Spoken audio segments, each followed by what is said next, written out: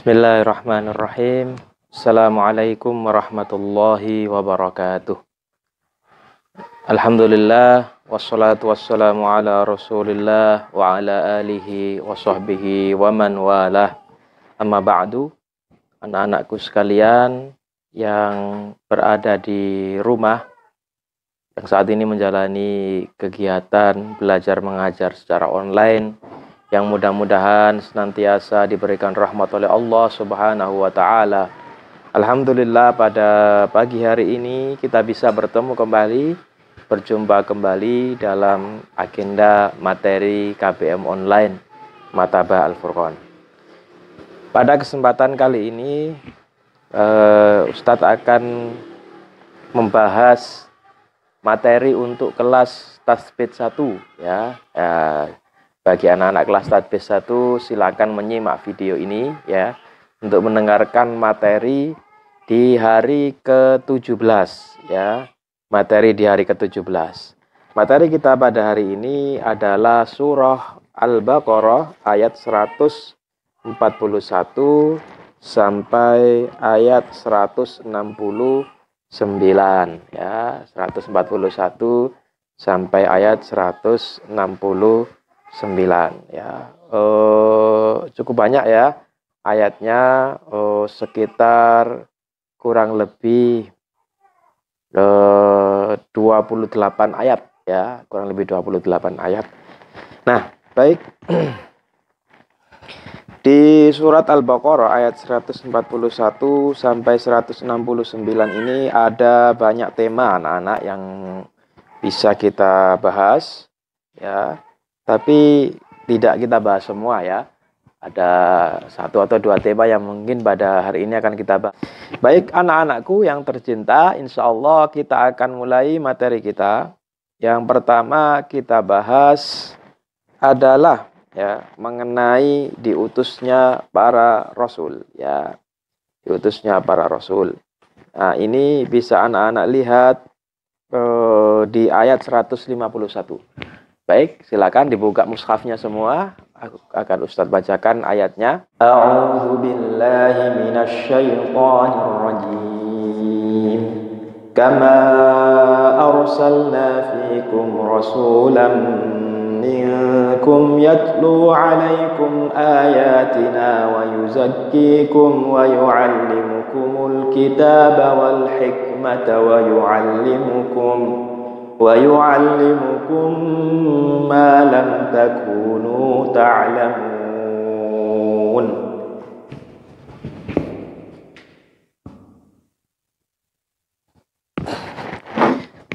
Nah, anak-anak, di situ Allah berfirman, kama arsalna fikum rasulam minkum. Yang artinya sebagaimana telah kami utus kepada kalian rasulam minkum, seorang rasul minkum dari kalangan kalian, dari golongan kalian. Yatlu alaikum ayatina wa yuzakkikum wa yu'allimukumul kitab wal hikmah ya. Rasul itu membacakan untuk kalian ayat-ayat kami, wa yuzakkikum, dan membersihkan jiwa-jiwa kalian, wa yu'allimukumul kitab wal hikmah, dan mengajarkan kepada kalian alkitab dan hikmah, wa yu'allimukum ma lam takunu ta'lamun, dan mengajarkan kepada kalian apa-apa yang sebelumnya tidak kalian ketahui. Anak-anak sekalian, kita sebagai umat Islam itu punya keistimewaan yang sangat besar dibandingkan umat-umat sebelum kita ya. Kita sebagai umat Islam diberikan keistimewaan berupa diutusnya Nabi akhir zaman. Nah, ada yang tahu siapa nama beliau? Nabi? Ya, benar sekali. Nabi Muhammad Sallallahu Alaihi Wasallam. Nah, kalau anak-anak mendengar nama Nabi Muhammad itu dianjurkan untuk bersolawat ya. Misalnya Ustadz Tajun menjelaskan Nabi Muhammad pergi ya, anak-anak harus Sallallahu Alaihi Wasallam ya, seperti itu ya, atau Allahumma sholli alaihi. Nah, seperti itu dianjurkan bersolawat setiap kali kita mendengar nama beliau. Bahkan dalam salah satu hadis Rasulullah pernah bersabda, orang yang paling pelit ya, siapa di sini yang pelit? Ayo. Siapa yang pelit? Pelit itu kalau temennya minta dibagi makanan, dikit saja nggak mau. Nah, itu namanya pelit ya. Padahal makanannya banyak ya. Orang yang paling pelit itu bukan yang tidak mau berbagi makanan. Ya itu memang pelit tapi tidak paling. Orang yang paling pelit itu adalah orang yang ketika disebut namaku, ya maksudnya nama Nabi, tapi dia tidak mau bersolawat kepadaku. Nah, maka anak-anak sekalian, juga mungkin Bapak Ibu yang ada di rumah, setiap mendengar Nabi Muhammad ya disebut harus bersolawat kepada beliau sallallahu alaihi wasallam atau Allahumma sholli alaihi. Nah, seperti itu. Baik. Sebagaimana telah diutus kepada kalian rasul minkum dari kalangan kalian sendiri ya. Nah, ini merupakan nikmat ya yang diberikan oleh Allah Subhanahu wa taala kepada orang-orang atau manusia di akhir zaman, khususnya kepada orang-orang Quraisy pada waktu itu ya. Nah, sebagaimana telah kami utus kepada kalian rasulam minkum. Ini salah satu nikmat Allah ya. Nikmat sebelumnya disebutkan tentang perpindahan kiblat tadi ya, tentang perpindahan kiblat tadi. Lalu nikmat kedua adalah sebagaimana telah diutusnya kepada kalian Rasul Muhammad Shallallahu Alaihi Wasallam. Nah, disebutkan apa pekerjaan atau tugas dari Rasul. Yatlu alaikum ayatina. Ya, para rasul itu membacakan kepada kalian ya ayatina, ayat-ayat kami yaitu Al-Qur'an. Nah, alhamdulillah ya anak-anak level tasbih ini sudah menghafalkan Al-Qur'an sudah sampai cukup jauh ya. Ya, level tasbih 1 sudah cukup jauh hafal Al-Qur'annya. Nah, maka ini merupakan Al-Quran ini adalah wahyu yang dibawa oleh Rasulullah Shallallahu Alaihi Wasallam yang diwahyukan oleh Allah kepada beliau melalui perantara malaikat Jibril alaihis salam. Nah, pertama membacakan ayat-ayat Al-Quran. Ya, kemudian wayuzakikum. Nah, wayuzakikum ini maksudnya membersihkan kalian. Membersihkan itu bukan dari aspek fisik tapi membersihkan dari bentuk-bentuk syirik. Nah, bayangkan anak-anak dulu di Ka'bah itu banyak patung-patung ya berjajaran, ada sekitar 360 patung. Mereka disembah oleh orang-orang kafir Quraisy karena mereka tidak beriman kepada Allah Subhanahu wa taala. Nah, kemudian Rasulullah datang diutus oleh Allah untuk membersihkan semua kebiasaan-kebiasaan, semua tradisi-tradisi syirik tersebut. Nah, maka kita sebagai umat Islam ya harus menghilangkan segala macam bentuk kesyirikan. Ya, banyak contoh-contoh kesyirikan zaman sekarang yang masih terjadi ya. Kalau orang nyembah patung, nyembah berhala, sudah jarang. Meskipun ada atau banyak kalau agama lain ya. Jadi kalau agama Islam sudah jarang orang nyembah patung, nyembah berhala. Tapi yang sering itu perbuatan-perbuatan yang mendekati syirik. Ya, bahkan mungkin ya termasuk syirik. Misalnya apa? Percaya pada dukun ya, percaya kepada ramalan bintang misalnya ya, kemudian percaya hari-hari buruk dan lain sebagainya. Itu kebiasaan-kebiasaan yang harus dihilangkan dari diri kita semua, dari masyarakat kita ya.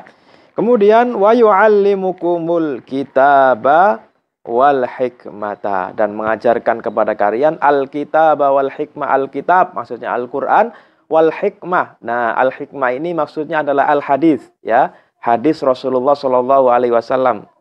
Tapi ada yang menafsirkan bahwa yang dimaksud dengan al-hikmah adalah ma fihi minal ahkam wa yu'allimukum ma lam takunu ta'lamun, dan mengajarkan kepada kalian apa yang belum kalian ketahui.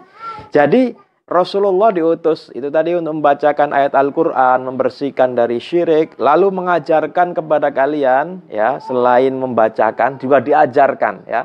Diajarkan Al-Quran dan hikmah. Hikmah itu adalah penjelas dari Al-Quran atau kandungan hukum-hukum yang ada di Al-Quran. Nah, di Al-Quran banyak sekali kandungan-kandungan hukum ya. Ayat-ayat ahkam itu banyak sekali.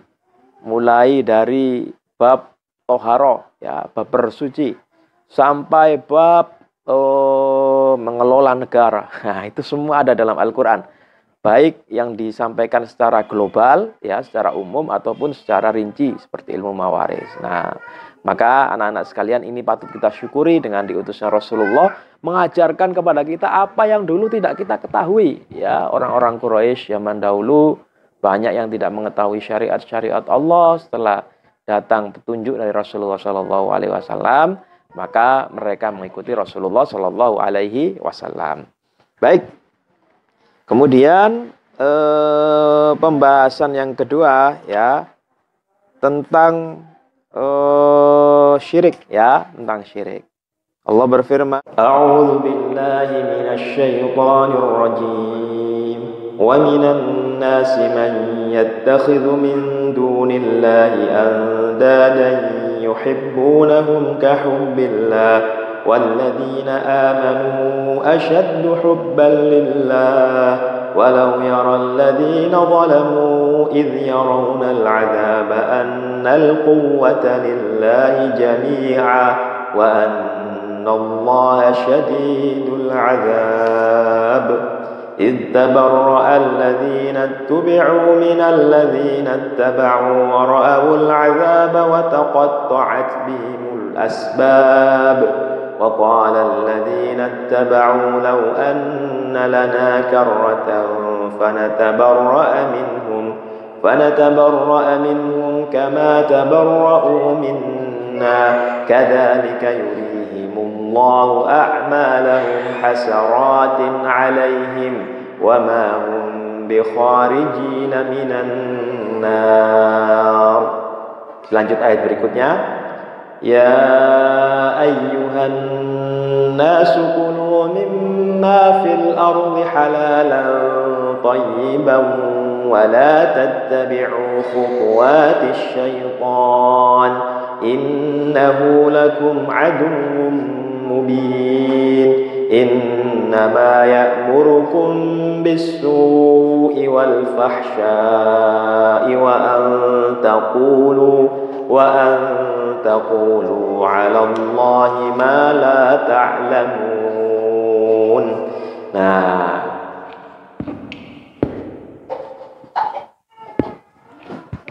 anak-anak sekalian, di situ, ya, di ayat-ayat tersebut yang Ustadz bacakan tadi ada 5 ayat, ya.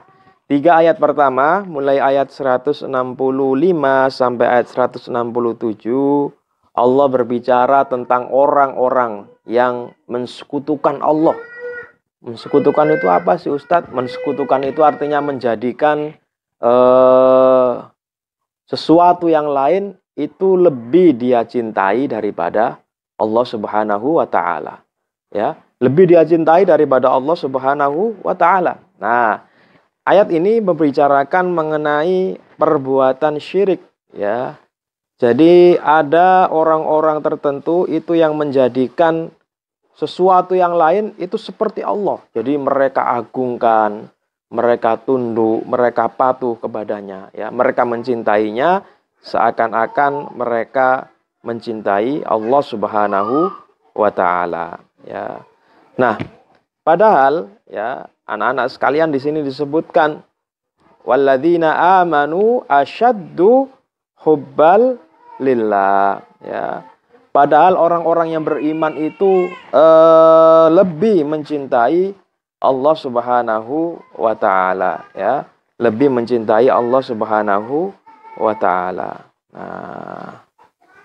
Nah, jadi anak-anak sekalian, perbuatan syirik itu memang perbuatan yang sangat berbahaya sekali, ya. Bahkan disebutkan di dalam salah satu ayat, innallaha la yaghfiru ayyushraka bihi wa yaghfiru ma duna dzalika liman yasha. Allah tidak mengampuni dosa syirik, tapi Allah mengampuni dosa-dosa yang lain bagi orang yang Dia kehendaki. Artinya ini perbuatan yang sangat buruk sekali, ya, perbuatan dosa syirik ini, ya. Dosa terbesar itu pertama, nomor 1 adalah syirik, ya. Kemudian diikuti dengan dosa-dosa besar yang lain. Seperti apa, Ustadz?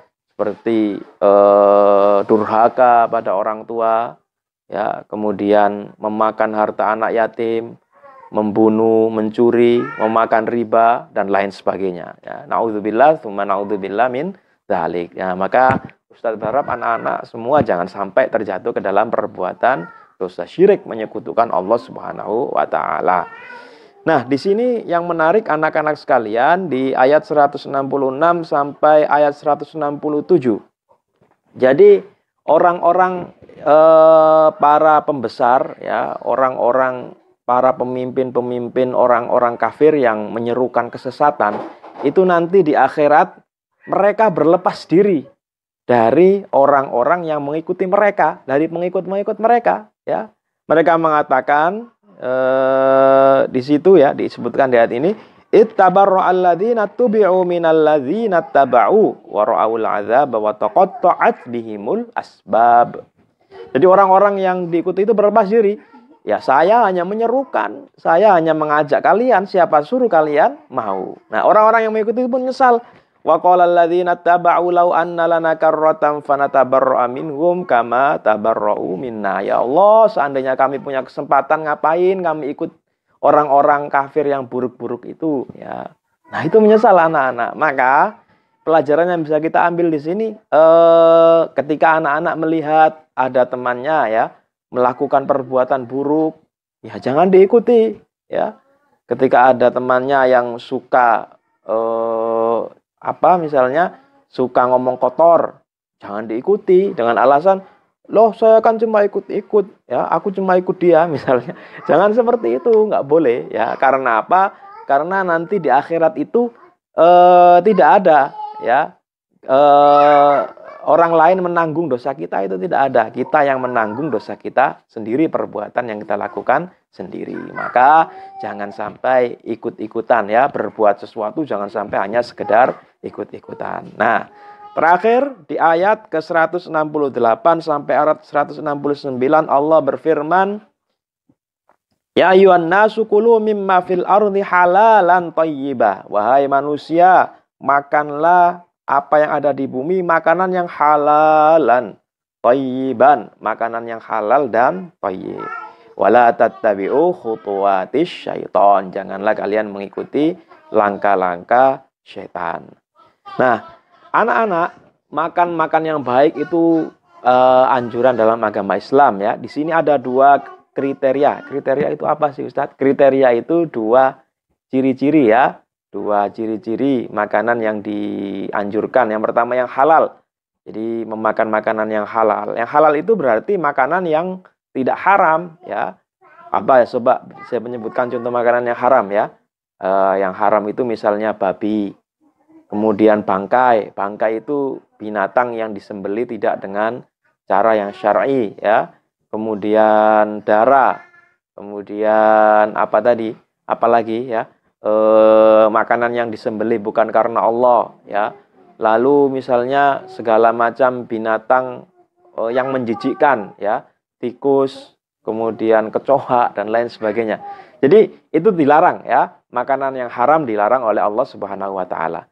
Tapi tidak hanya cukup halal saja, kriteria makanan yang harus kita makan juga harus thayyib. Thayyib itu artinya bagus untuk diri kita ya, karena meskipun makanannya halal, tapi kalau kita terlalu sering makan menyebabkan sakit, ya itu tidak bagus juga. Misalnya permen itu kan halal ya, es krim halal. Tapi kalau terlalu banyak makan permen, terlalu banyak makan es krim, nanti bisa batuk ya, bisa giginya keropos, nah dan lain sebagainya. Nah begitu pembahasan kita pada pagi hari ini. Cukup sekian. Billahi taufiq wal hidayah. Wassalamualaikum warahmatullahi wabarakatuh.